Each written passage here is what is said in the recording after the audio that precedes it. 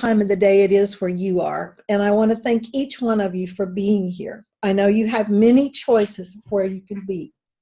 Today we're going to look at Change Your Story, Change Your Life.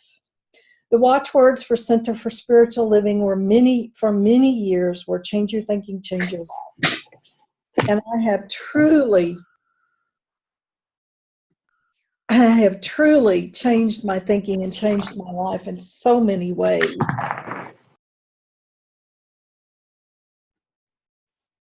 That when I thought about change your story, change your life, it just seemed to be what we would talk about today.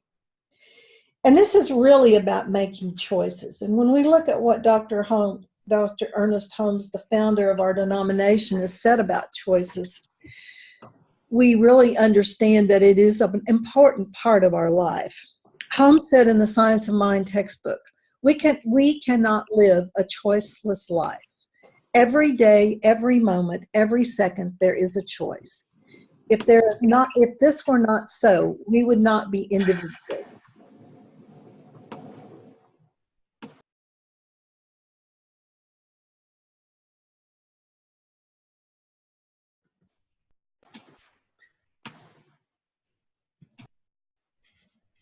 Somebody's not muted, so check and make sure you're muted. But so Holmes says that we cannot live a choiceless life. He also says in the glossary, self-choice.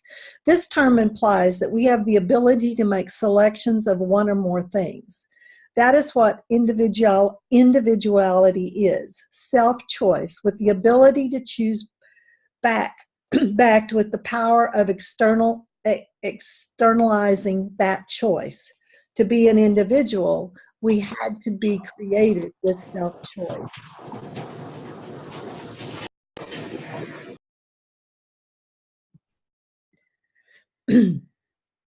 He also says in this thing called life, but you may ask, why would an almighty power and a divine intelligence permit such possible disasters? There is something that you and I have no control over. God, or the creative genius of the universe, has placed this prerogative in the mind of all of us through giving us volition and choice. God cannot will it otherwise. For if there is to be a valid choice, it must be accomplished by the possibility of more than one choice. What I want you to understand today is life is a choice. How we experience things is a choice.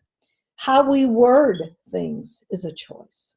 We take that moment, to take that ability as we go through our day to choose how we express ourselves and how we experience things. We teach in Science of Mind and Centers for Spiritual Living that words spoken with power and passion manifest. So we need to be very careful with what we say. And an example of being careful about what we say is we have a choice on how we express ourselves. We may think, I can't tell my spouse that, and then think of whatever reasons why we can't tell our spouse something. And in some ways, this feels limiting, and it almost feels like we're helpless in this situation. But we can say the same thing by thinking or saying, I choose not to tell my spouse that, or I'm afraid to tell my spouse that. If we make a choice not to tell someone something, if we make a choice, it is a very different feeling than thinking we have no choice. And one thing we all need to remember is no matter how difficult the situation, we have a choice. We may not like any of the choices, but we do have a choice. We may feel we're in a situation where there is only one thing we can do, but we could choose to do nothing, and that would be a choice. We can also choose, as we look at things, to decide that rather than it being a problem, that it's a challenge. When I say I have a problem, booking clients for my wedding business, it sounds heavy and it almost feels sometimes like it's hopeless and helpless. Not so much in this situation, but other situations. If I say I have a challenge finding open dates to book people, it's very different. Challenge feels enlivening and has possibilities, where problems feels like we have to go out and find a solution or hunt something down. I've had a situation lately that I need to learn to reform, and it is truly around booking weddings. I've had a situation all of this year up to this point in time, and I'm willing to let it go, where about 40% of the people who contact me for a date and time that I already have booked. I have lots of available spaces, but I keep getting asked for the same ones. So I can say that 40% of the people calling me are looking for dates I already have booked. And saying with power and passion, I can be very sure that 40% of the people who keep calling me do want the dates I already have booked. Or I can choose to say that I have wonderful openings for the clients that are contacting me, and I know that they will be booking the dates that I have open. There's instead of claiming what I have noticed, I'm now claiming that the people who call me are looking for the dates that I have available rather than the ones that I already have booked.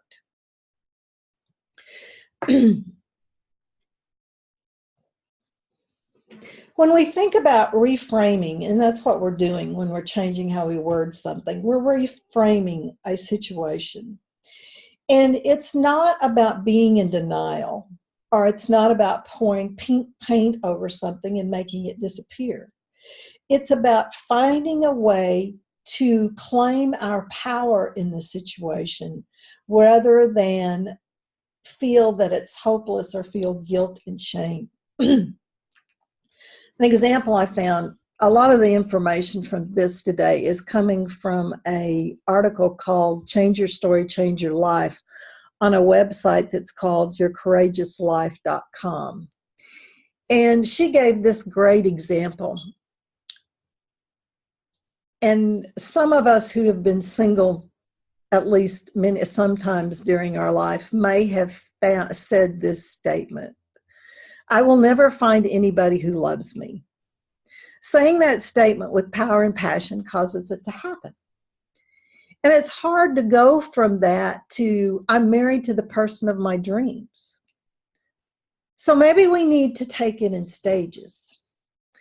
Because when you go from I will never find anyone who loves me to I'm married to the person of my dreams, it feels fake, and there's a lot to explore in the middle. So we could frame our story by beginning to remove some of the limitations. And we look at the gap between I will never find anybody who loves me and I'm married to the person of my dreams. So I will never find anyone. That means that we want to find somebody. And then if we found that somebody, they might like us. But in order to find somebody, I need to make a shift in me. And then we have to acknowledge that it's possible that there's someone out there. And that I'm getting curious about being in a relationship with someone else.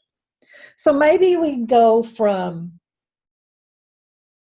I'll never find anybody that loves me to I'm open to finding a person that I enjoy spending time with.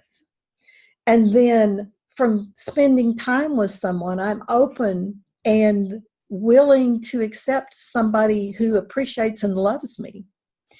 And then I'm willing to accept that there's somebody out there who truly does love me and want to marry me. And then we move into accepting that that person is showing up in our lives. And when we make these negative steps, and we've all made them at different times and claim things we didn't want.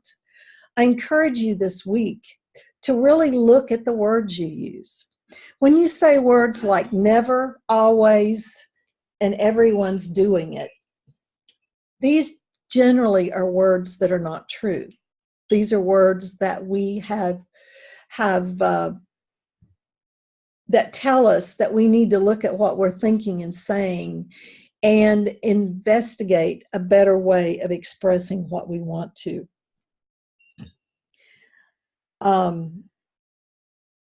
You know, some people say, I never get it right, or I always do the wrong thing, or something like that. Neither one of those statements are true. Everyone makes the right choice sometimes, and everyone always, you see, I'm doing the same thing. Each of us make the right choices at times. Each of us make wrong choices at times. But by generalizing it and making a blanket statement, we're encouraging that creative process to keep it happening in our life over and over again, to where we consciously make an effort to change it to something else. We make a different choice.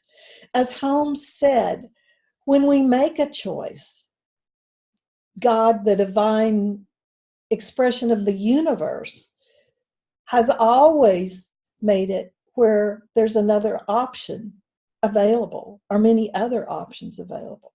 So we want to set it up in the best way possible so the best option for us shows up. I encourage you in the next week to really watch your words and see what you're setting yourself up for. And the little exercises that I've given you on reframing and making choices today are, on the small things in our life.